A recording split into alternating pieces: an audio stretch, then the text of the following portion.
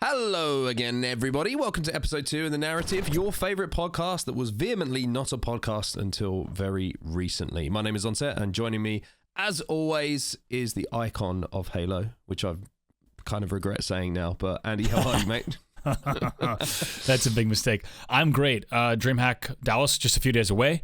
And I got to say, it's going to be amazing for so many reasons. We're going to go through them all today, but we're going to have so many games under one roof. Call of Duty, tons of FPS titles, lots of friends in the building. It's going to be a great weekend. And yeah, can't wait. And chess. Don't forget chess, right next to us. Chess, yeah. Just in Honestly, case. big MLG vibes with terms of all the titles that are going to be in the building. And yeah, it's just going to be an amazing festival weekend. And of course, we're coming off one of the most epic tournaments, kickoff tournaments that we've had, and dramatic grand finals that we've had in the Halo Championship Series with OpTic Gaming. Congratulations to them, taking home the win, breaking the second place curse, and putting a smile on Formal's face, which I think was very notable for everyone. It was long overdue as well. I mean, just an insane road for OpTic, just to highlight key points in the weekend because there were so many.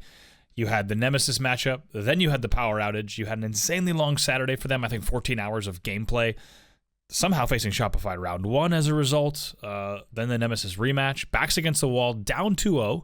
Somehow they pull out a dominant reverse sweep, and that's kind of what kickstarts their weekend. And then, of course, the epic grand finals just to go all the way to a bracket reset game 7 and win. It was an unbelievable story, to be completely honest. One that I don't think will be matched for a very long time. Yeah, I agree. It's crazy. Like you mentioned that Nemesis rematch, which I think gets overlooked a little bit because that could have been them out 5th, 6th in the tournament. And this might have been a very different conversation about OpTic Gaming, but they do get the win. They do pull off the reverse sweep and, of course, get that grand finals win and break the curse, which is amazing. I think justifies the team change as well, which everybody had their eyes on. Without a doubt. I mean, I think it's one of the few teams in history that has ever said, we were only going to play this season if we got this exact roster. So it's quite a statement that they made. And then to win, even though it was a game 7, to do it, to get the job done was amazing. I think Formal's reaction and the team's reaction sums it up. I think it'll also really impact their vibes moving forward. I think they have a huge amount of momentum. And I think one thing we got to talk about is Renegade in God mode. I mean, the dude was on fire every series. Yeah, I have...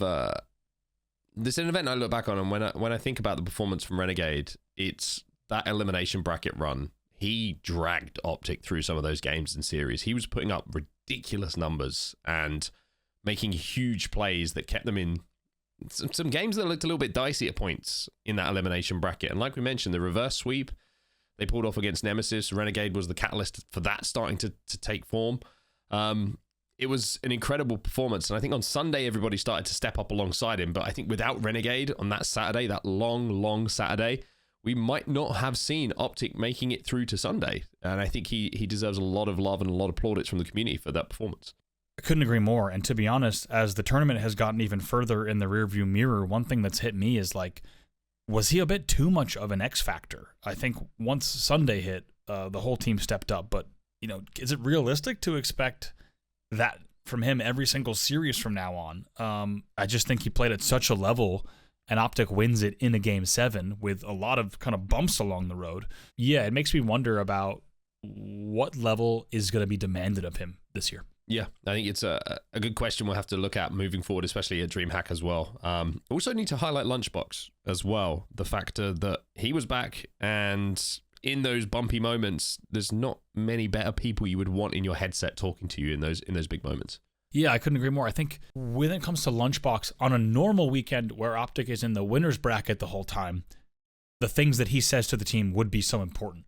So when you instead take this weekend for them, right, the tough match, the loss in pools, the power outage, a crazy long day, losing to Shopify round 1, and once again, there would have been so many small moments where Lunch would have had to make sure this team was mentally set on what they had to do. And I think we'll never even know, right? You heard the OpTic boys talk about it in the OpTic podcast, just how important he is and he was, but I don't think we'll ever know all of the small things that he said, because when it comes down to a game 7, think of all the little Lunchbox isms you would have had, and knowledge and insight and kind of coaching. And I don't just mean in game, I mean kind of coaching through the whole weekend that you would have had from Lunch.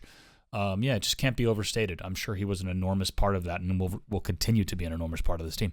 Another player who was an enormous part of that win as well, of course, Legend, and some amazing plays from him in that grand finals. But I want to talk about how he's come of age, because he's achieved so much so quickly and is now a superstar of Halo.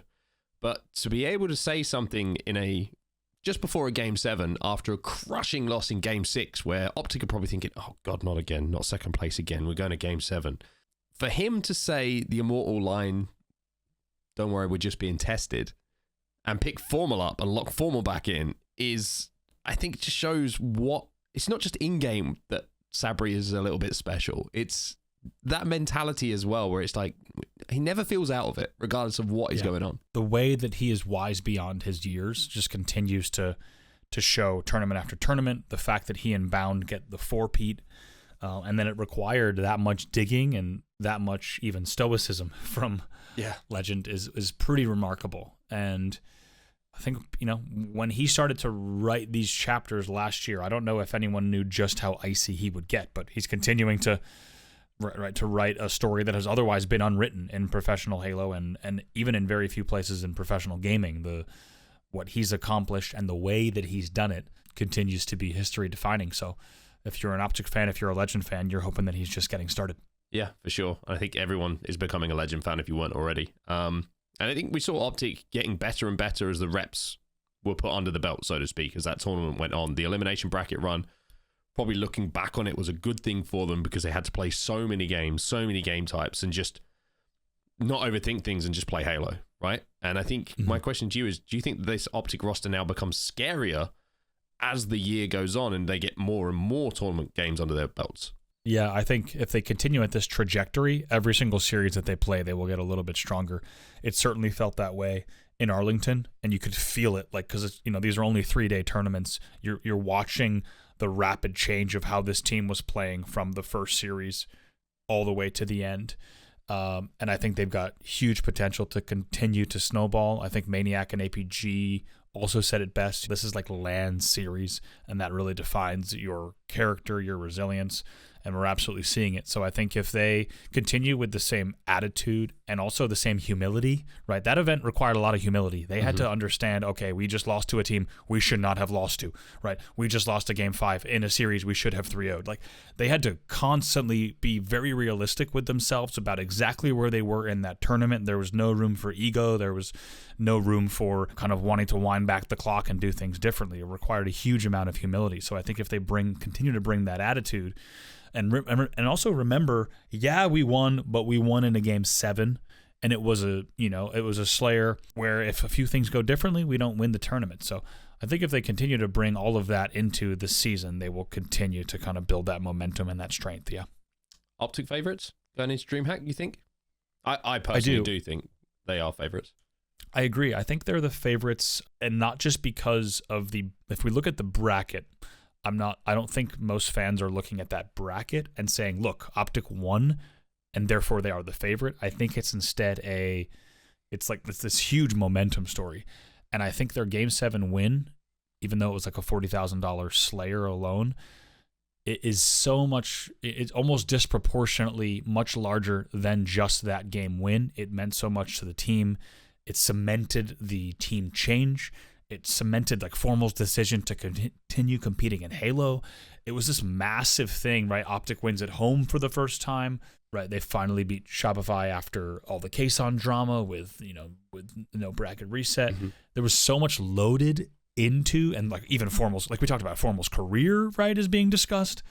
So there's so much loaded into it. And I think that win has given them a huge amount of momentum to propel them to certainly be the favorites. Yeah, not many situations that OpTic didn't find themselves in Arlington. But at the end of it, it was the one they wanted to be in, which was, of course, lifting that trophy. So again, congratulations to OpTic. Excited to see what they do at DreamHack.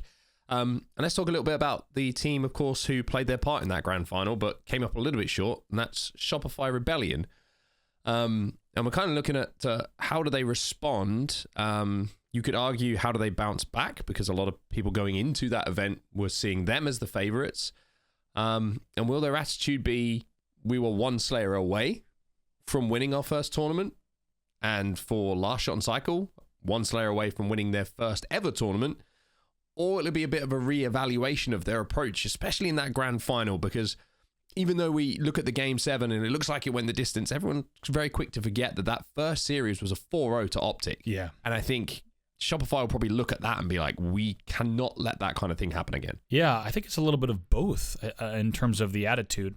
I think there's justification for them to say we were one Slayer away, let's not throw out all of the good with the bad. And I think they also do need to look at that first series and reevaluate everything in those game types. I think there'll be a lot of VOD review in that first series, to be honest, a lot of VOD review in the second series as well. But I think it's going to be actually a little bit of a tough juxtaposition to kind of maintain. I think they need to remember just how close they got, but also realize that there's also a lot of work to be done. And that might not be the easiest to balance. I think Frosty and Royal 2's reaction, we saw in the Shopify documentary. If you haven't watched it, go and check it out on YouTube. They didn't seem down and heartbroken that they hadn't won that event. It was more of a, we need to be the adults in the room, so to speak. And you could hear the way they were speaking to Cycle and Last Shot. It's like, let's think about what we've achieved this event. We were very close. Yeah. You know, it's the first time you guys have been in a final. We now know, and you now know what it feels like to be in these situations. So I think there's a lot to take away from it for Shopify Rebellion. And there was some really interesting game type specific stuff that you wanted to highlight here, because a lot of focus on Slayers, as there always is in these big series. Yeah, we've been talking about Slayers for a while in kind of the latter, I would say, timeline of Halo Infinite, just how important Slayers continue to become, especially with these two teams. We've already been talking about them this season. And interestingly, Shopify wins all of the Slayers in round 1, and that leads to Shopify, sending OpTic to the elimination bracket. But then interestingly, in the rematches, it's a completely different story. In Grand Finals 1, OpTic, of course, only has to play one Slayer in Grand Finals 1, and they win that. They dodge the other 2 Slayers. And then also OpTic wins all 3 Slayers in Grand Finals 2, and they were not close whatsoever. So you had this big shift where Shopify is relying on Slayers, and that's how they win the initial series. OpTic, we heard about how much they had been working on Slayer. You heard it on the OpTic podcast going into Arlington, just how much of a focus that was. And once they had the LAN reps under the belt, and an incredible amount of them, and even though they would have been exhausted by Grand Final 2 after 72 hours of essentially nearly nonstop Halo, they're able to take all 3 Slayers. And I think this is going to continue to be a serious and tournament-defining metric. When we talk about things that Shopify has to look at, it's got to be Slayers, because in terms of standout kind of game-type outliers, they really were the story once again. So the next kind of discussion point is, do you believe a fire has been lit under them and a hunger from the players, especially Cycle and Last Shot? Or does it test the mentals in a different way, where you've got a lot of time to think about what went wrong after a tournament, and you start to think, are we built to win a grand final? You know what I'm trying to say here? It's like, It's that interesting time period between events where you get to think over the mistakes and what went wrong instead of what you've achieved. And I think they're both mature enough people and good enough players to obviously have that fire lit where they want to win an event. But how do you feel that they're going to react? I agree that it can go one of both ways, and I think there's probably a fork in the road. And I doubt, for example, they come out with the same exact mentality. I do think that those types of things shape you when you've dedicated your whole life to this one thing, and then you get to a Game 7 bracket reset and you're one game away and you lose. Those are defining moments. And I agree. I think between Last Shot and Cycle, I think that they are just emotionally mature enough. And I've even seen kind of the way that Last Shot has been, even posting on Twitter. I think he's been delving into some deep philosophy. He's been reading. He's possibly or scrolling TikTok, one of the two, which is and I think even just from talking to Last Shot, already had such a great head on his shoulders last year before any of this. So I do feel like it's a scary and potent combination to have players that are this good in Cycle and Last Shot, that are this mentally mature, and who have just lost a bracket reset Game 7. I think everyone needs to be on the lookout, because I feel like with all of that is the recipe for us coming into DreamHack, and Cycle and Last Shot are just lasered, right? They are set. Mm-hmm. They are not dropping games. They are playing at a whole different level. That could totally happen, and I think that's what we're going to be on the lookout for. Yeah, it's going to be a very exciting Shopify Rebellion, I think. I think they're going to have a chip on their shoulder, so to speak, with how it felt like it was their tournament until it wasn't. Is kind of my takeaway from Arlington. Okay, let's leave Shopify for now. Let's talk about FaZe, and let's talk about what seems to be a little bit of a gap developing between the top two in OpTic and Shopify Rebellion and the chasing pack. FaZe go 9-0 in pools. They beat Complexity and Nemesis notably 3-0. So they don't drop a game against the Nemesis, who of course beat OpTic at this event and took them to a game 5. And then it's kind of the same story, right? They have some respectable games with Shopify, but when you look at the series, it's a 3-1 loss. It's a 3-1 loss to OpTic in the losers bracket, with those games not being as close. And I can't really remember the time where we're early in the season, don't get me wrong, but FaZe have had a series against OpTic or Shopify where we've gone to a game 5 and you really felt like FaZe were in it. And I don't think we've seen that yet.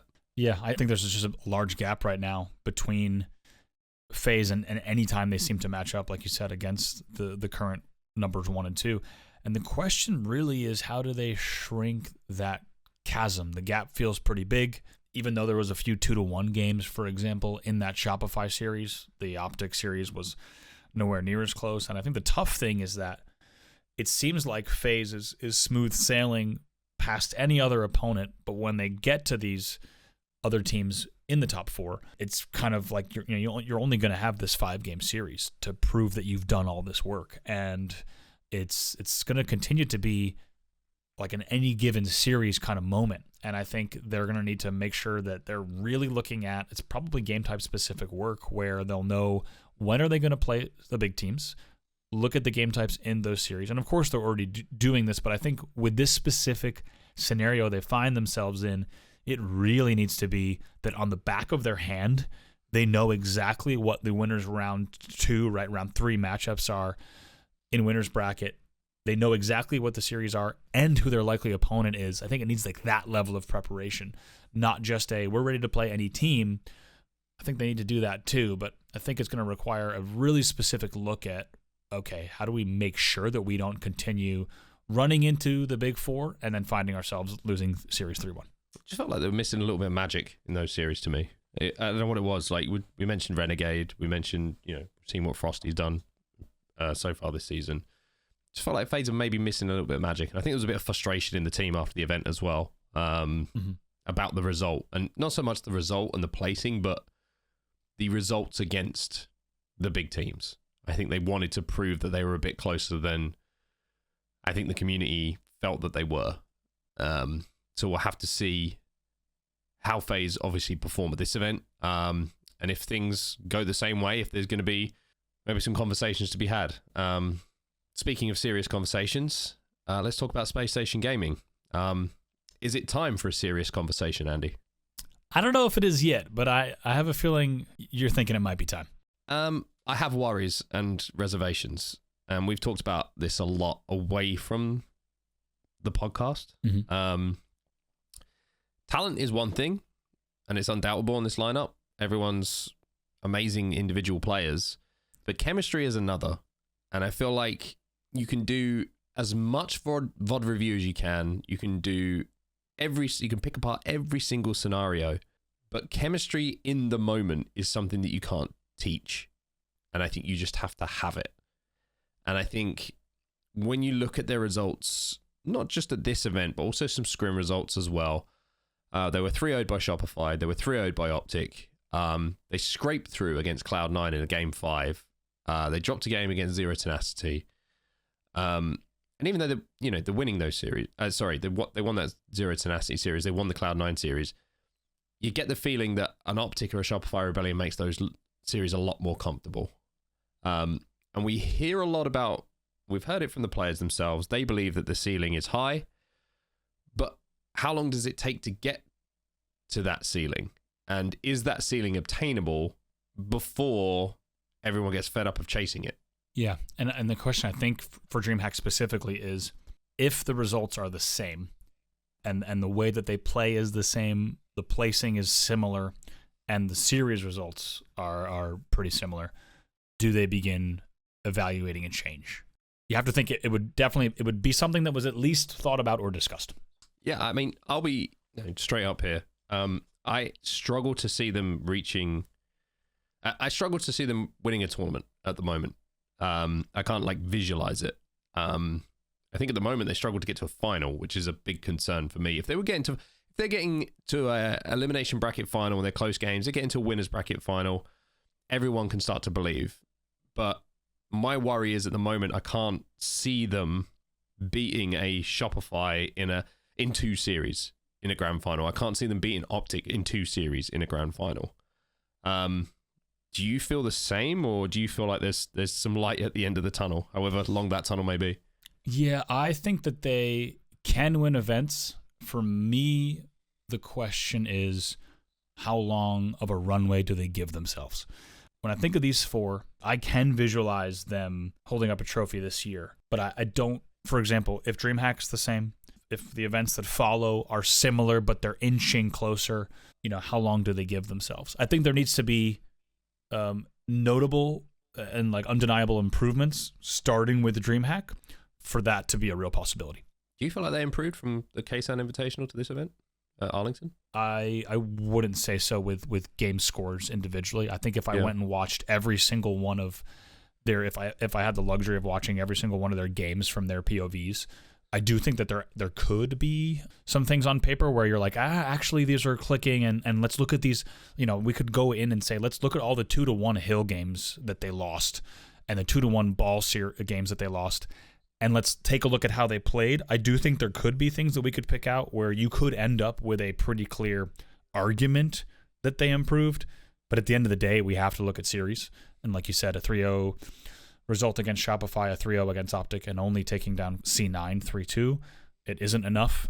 And I think that's enough to say that they haven't done the work they need to be a serious contender yet. And I think DreamHack's going to be pretty telling because let's also not forget the quality of player on this team, not just talent, but like pedigree and results history, right? How long do they tolerate not being on top of the game if they think that a team change is necessary to get to a different tier? Yeah. I think they're all professionals and straight shooters. Not just in game. They shoot really straight in game, but also I think out of game, where they would be able to have the right conversation and identify if a team change needs to be made. Now, don't get me wrong; those can be very tricky to navigate, but they don't. They have never struck me as players who are going to wait around to make a change if one is necessary. I doubt they're feeling that way yet. Yeah. But I don't think they can sustain similar results for very long. Yeah, that conversation becomes very real, I think, if we see a similar performance at DreamHack to what we have at Arlington. I will conclude the Space Station talk by saying I want to see this team play well. I want to see this team win big series, because that makes everything more interesting for everybody. But I think this tournament is a very big one for this roster to see how it progresses forward and if it progresses forward. Let's talk about Nemesis, because I think we need to. It was one of the biggest results, but it didn't really amount to anything that these players and team haven't achieved previously. So they placed top 6. They beat OpTic in total games over the 2 series they play, but they did fall apart in that reverse sweep. They were up 2-0, and then the next 3 games were not close. OpTic absolutely bopped them. Yep. They won 3-1 over C9, indicating that they're good enough to have that kind of a gap between the teams that are chasing their position, so to speak. But the 3-0 by FaZe was a concern for me. And I worry if it was a matchup issue or if they overlooked the series a little bit because of what they'd done against OpTic. What was your thoughts?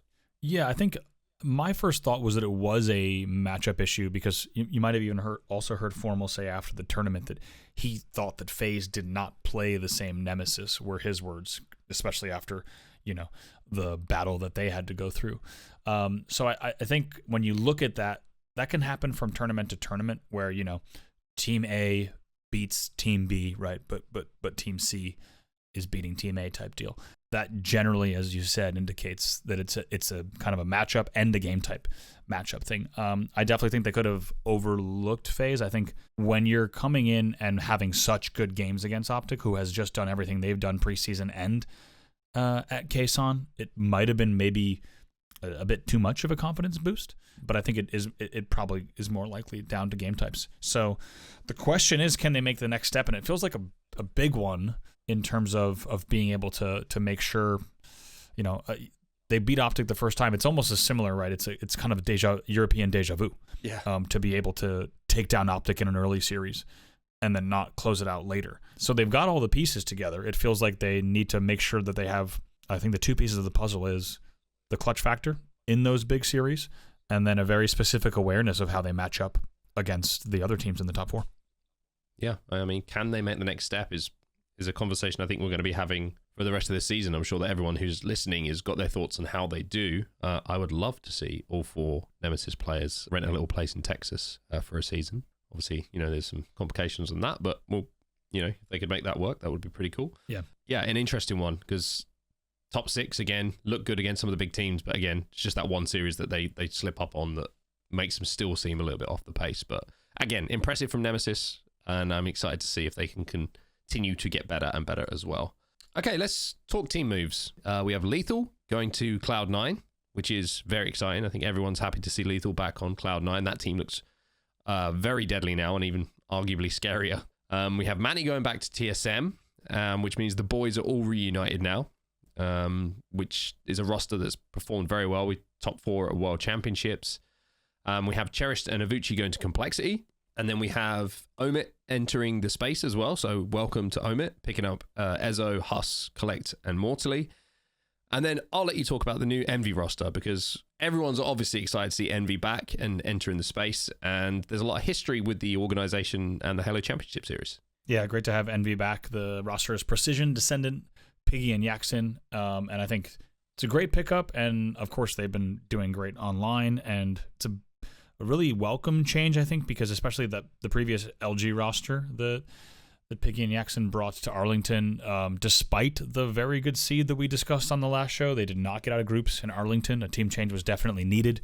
And given the change and the way they've been performing, I think it's a great pickup for Envy, and as you say, a very welcome return for the org. Yeah, hopefully there'll be some Envy merch knocking about because I do like the Envy merch. I've always been a big fan of the branding and all that kind of good stuff. Let's look at some pool play matches then that we wanted to highlight. We'll start off with Pool B because one series we didn't get to see, we saw Nemesis play FaZe, we saw them play OpTic twice. We didn't get to see them play Shopify, but they are in the same pool here in Pool B. So we get to see Shopify versus Nemesis, which is a spicy one to say the least. Yeah, that's probably the pool play match to watch of the whole tournament. That's just going to be amazing to see. As we talked about, Nemesis has very different matchups amongst the top 4. So to get a little bit more information on how they match up against Shopify is going to be great. And Shopify is not going to be taking that series lightly whatsoever. And then we move to Pool C. We have Cloud9 going up against Zero Tenacity. There's always been good series between these group of players. I don't know what it is, but it's always a game 5. So I'm excited to watch that one. And then Pool D, we have Envy versus Complexity, which is going to be a bad blood matchup because there's some ex-teammates, seen some stuff online. You know how it is. And I'm kind of excited to see that one go the distance. And I want to see some pop-offs. I want to see some words exchanged. Me too, yeah. And I think, once again, anytime you think you can predict pools in Halo Infinite, we're generally proven wrong. So it'll be interesting to see which of those, and potentially more, have some shakeups and might end us up with a pretty wild bracket, because it feels like event after event, your round 1 matchups generally have at least 1 or 2 surprises. They certainly do indeed. All right, let's talk community question. This is something that we introduced in the previous episode for this season of The Narrative, where we want to get everybody who's listening, wherever you are across the globe, and thank you, of course, for listening, involved in the podcast a little bit. And the question that we're posing today is as follows. You want to read it? You can read this one. Sure, it'd be my pleasure. And you pose the community question. Okay, this episode's question is, if OpTic wins DreamHack in a dominant fashion, do we see a second round of Roster Mania? I think it's a really interesting question, right? I mean, what's your views on that one? Yeah, I think OpTic come out to run through the winners bracket, win a grand finals 4-2, 4-1, 4-0. Does everybody think, ooh, we got to do something about this? I don't think everyone does, but I do think some teams could. I think there's almost no scenario in which Shopify considers a team change, even if they were to place well outside the top 2. I think that team is in it for the long haul and for good reason.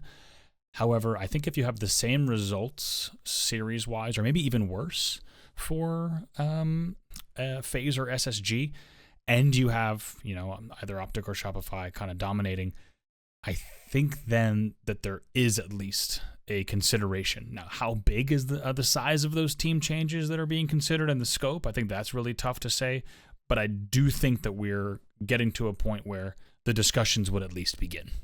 I think it'll be very interesting to see if OpTic win in a dominant fashion, what happens for everyone else. Of course, let us know in the comments on YouTube. If you're listening on YouTube, we'd love to hear from you guys about what not only you think with the question, but also maybe what rosters you would love to see to come together and maybe try and take on OpTic should that scenario play out. I think that's about it. Honestly, we got a perfect setup coming off the major, didn't we? OpTic are on top. They won by only a game. It was a crazy grand final. Shopify are out for revenge. FaZe and SSG, despite their talent, yet to find their footing. I genuinely am very excited for this. Like you mentioned, I think the setting is going to be very fun at DreamHack as well. I think there's going to be a lot of OpTic fans who come over from maybe watching some Call of Duty to join us and watch some Halo and support the boys. And I think it's going to be one of the best crowds of the year.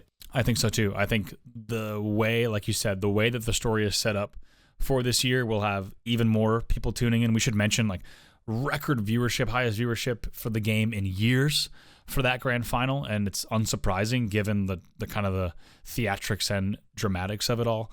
And I personally just can't wait to see how this one plays out as well. It's going to be an amazing event. We'll be there in just a few days' time. Thank you, everybody, for listening to episode 2 of The Narrative. Subscribe wherever you are listening or watching or whatever you might be doing right now. We would love to have you part of the community. And I think that's about it, Andy. Any parting words? I think one last thing, as you guys know, if you want to listen to the show, not just on YouTube, but you can find it on podcast platforms as well. So if you have a second, make sure to rate the show on those platforms quickly, just in the apps, as it really helps people find the show. And it's been great to kind of embrace the show on all platforms, and it's been great to have people joining us, both old listeners and new. And I think you picked the perfect time because the game and the scene just keeps getting spicier. Awesome stuff. Well, we thank you all for listening once again. We will see you in just a few days' time at DreamHack Dallas. We'll be there. We hope you'll join us, and we'll speak to you soon.